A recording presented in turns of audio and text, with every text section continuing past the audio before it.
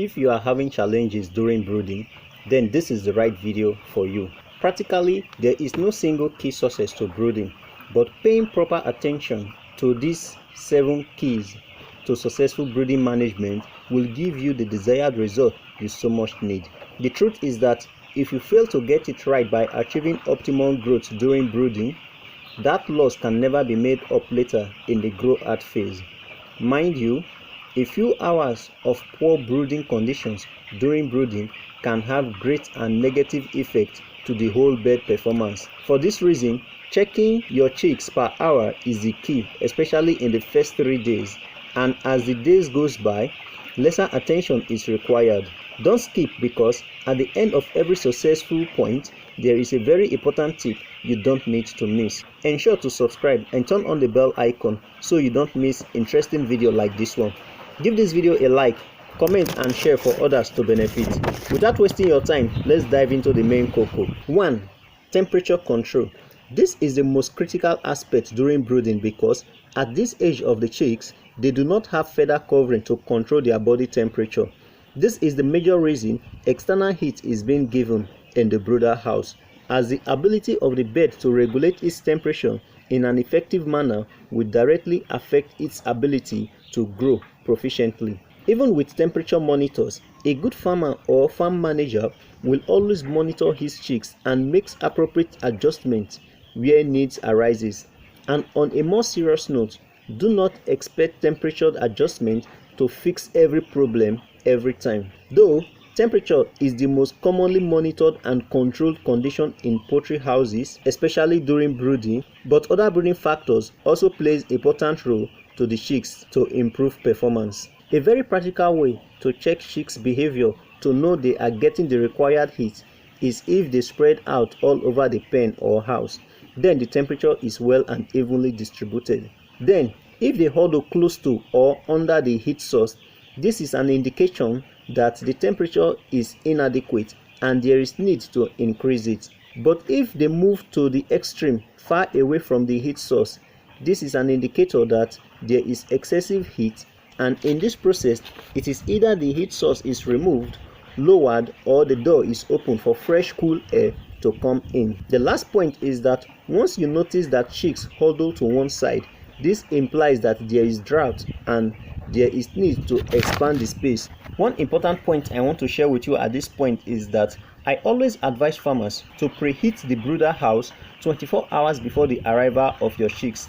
This will enable them to quickly adjust or acclimatize immediately you unbox them. The second key is litter management. The first rule of litter management is to provide comfortable conditions for the chicks and also to reduce the effect that the moisture in the litter and ammonia have on them. In fact, good litter management sets the stage for success in brooding. The rule of thumb is that litter materials must be fresh, dry and comfortable for the chicks. A good way to test your litter is to hold and mold in your hands. If it falls off, then it is dry and good to use. But if it forms a lump after release from grip, then it is not advisable to use. Here is tip number 2. It is best to spread your litter and heat before chicks arrive.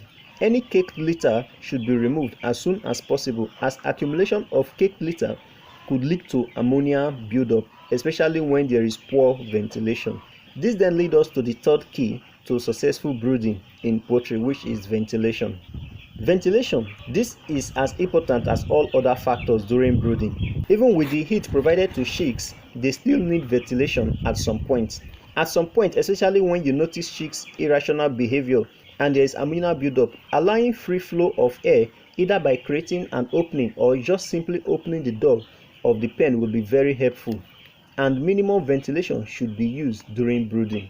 Tip number 3 is that in the brooder house, a very small opening can be created both in opposite direction to allow minimal air in and excess heat to escape. The fourth is air quality.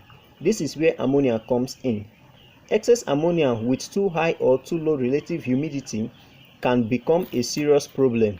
Ventilation is the only way through which air quality problems can be corrected, and this is by increasing the ventilation rate. Too high of ammonia as well as carbon dioxide levels in the brooder house affects the chicks' growth and health. Of a truth, These two problems relating to air quality can actually be minimized by proper litter management and adequate but minimal ventilation. Tip number 4 here is that the best time to check the air quality of the brooder house is the early morning once you open the door for the first time, and ventilation can be implemented to control it. The 5th and 6th points, which I combine together, are feed and water quality and availability. It's not just about making feed and water to meet the desired quality, but they should be readily available. Feed and water quality and availability runs hand in hand, and they are both of equal importance. The quicker chicks have access to feed and water of high quality, the better start they will have. One very important point of note is that environmental factors also play a very important role in feed and water availability. This is due to the fact that if the chicks are uncomfortable, either too hot or too cold, and even in drought condition, they will not eat or drink adequately, and this could lead to high mortality. You should endeavor to provide enough feeders and drinkers such that every chick have easy access to them. One way to ensure your chicks are eating and drinking is to carry out crop field test after 24 hours. And one very important helpful tip is that prior to the arrival of your chicks, place feed and water before unboxing your chicks. This is a very helpful tip, as it will enable your chicks to easily differentiate between the wood shavings, feed and water. The last point is what most poultry farmers ignore or pay very little attention to, and this is light. Of a truth, chicks grow and perform better the quicker they gain access to feed and water. But light plays a very important role by encouraging feed and water consumption, and as such, it aids in the rapid growth and better performance. On a more serious note, the first 72 hours down to the first 7 days are very important, such that mistakes made during this period cannot be corrected. For this reason, to get a better stock, even if you have the best equipment in place, without following these procedures, you won't get it right. These are the building blocks of poultry farming. And lastly, even with the equipment, checking your chicks every hour is most important. You can use the end screen showing now to watch other interesting videos on farming. Please subscribe and also turn on the bell icon for prompt updates, and give this video a like, comment and share for others to benefit. Thanks and God bless. See you in my next video.